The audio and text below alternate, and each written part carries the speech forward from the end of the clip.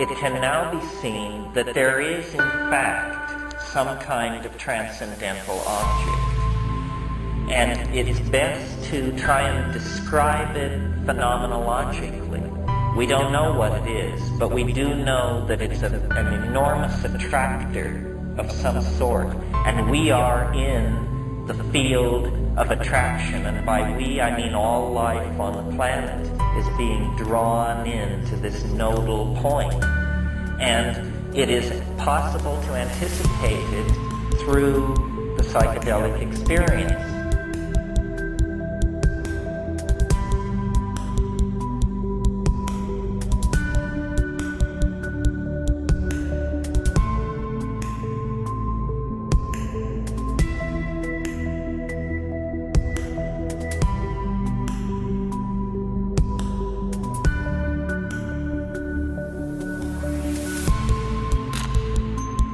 The very fact that a primate has left the ordinary pattern of primate activity and gone into the business of running stock markets and molecular biology labs and art museums indicates to me the nearby presence in another dimension of a kind of hyper-organizing force, or what I call the transcendental object. And I believe that this transcendental object is casting an enormous shadow over the human historical landscape.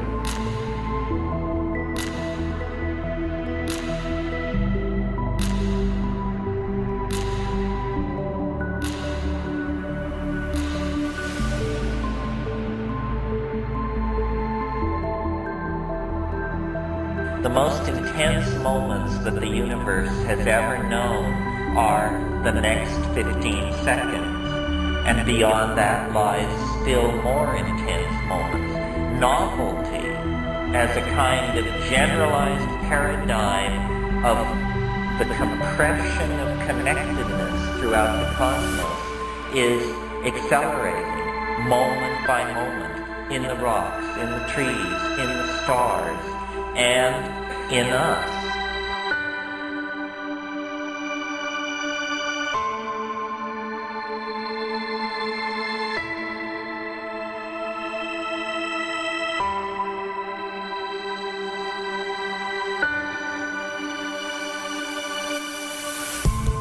Apparently, the world is a kind of vast spiral fractal that is achieving greater and greater closure with itself. And we experience this density of closure and this compressionism as the spectrum of effects which we call human evolution, human history, emergence of high technology, the present moment, the rush toward apocalypse.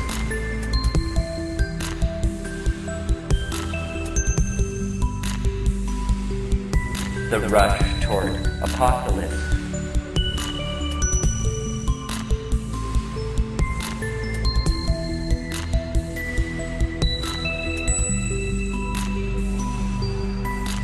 Connect with the fact that human history is an adventure.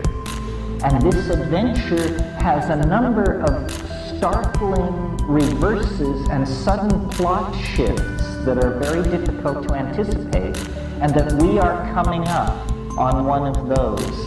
The civilization that was created out of the collapse of the medieval world has now shown its contradictions to be unbearable.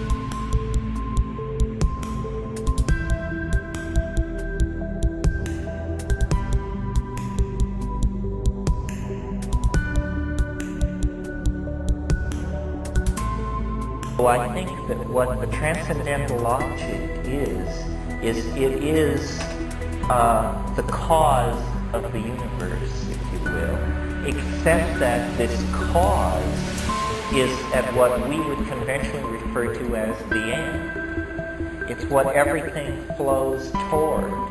It isn't something wound up which runs down.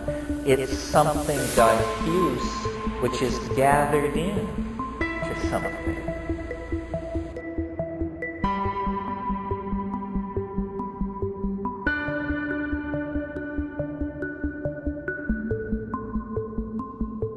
New Age is a pale label for what is going on. New Age sounds too much like New Nixon, New Reagan, New retreaded everything.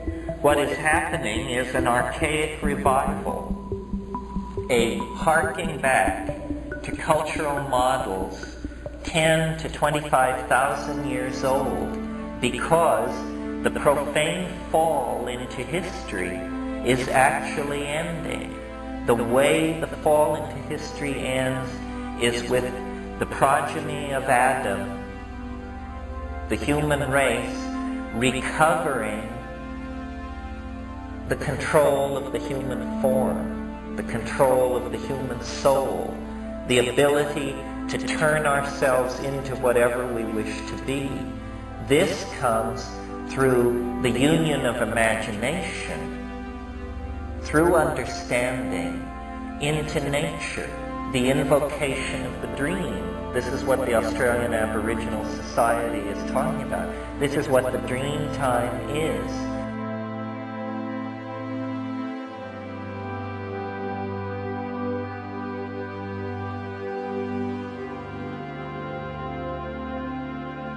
To be unbearable.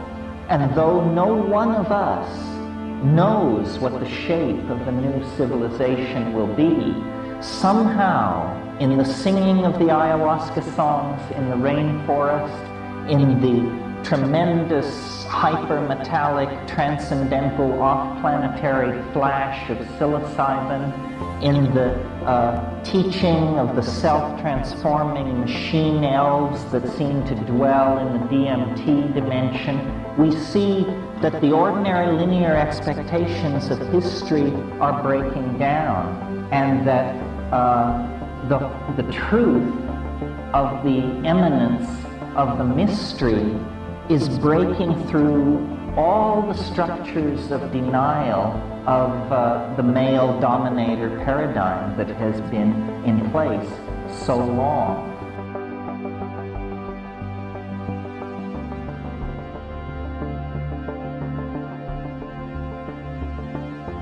We are about to leave for the stars. This is what is happening on this planet. A species prepares to depart for the stars.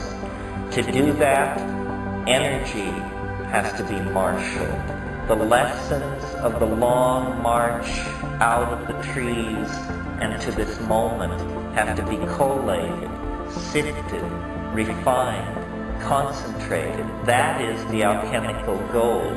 The historical process is the story of a prodigal son, of a wandering and a return. The return is meaningless without the wandering. The wandering has no meaning unless its fruits are given birth after the return. And I think that the last 1,000 years has been the prodigal journey into matter. And it ends finally with modern pharmacology, modern ethnobotany, discovering in the jungles of the Amazon and the mountains of Mexico the body of Eros, Osiris, fallen since the time of the flood, but awaiting the re-emergence of the cognizant human connection. That is what the archaic revival holds out. It's actually our salvation. I think I'm fairly hard-nosed. I don't see any hope for us. I don't see any hope for institutional transformation unless it is done with an awareness of the transcendental object. And the religions that we inherit from the past are so screwed up that the only way to validate and empower the transcendental object is by self-experience.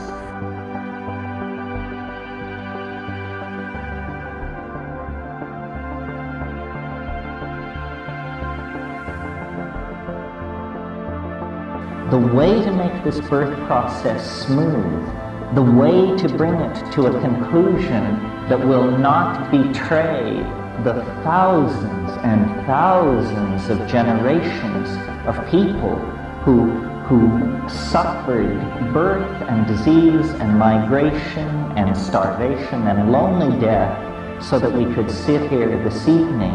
The redeeming of the human enterprise all lies then in helping this thing come to birth.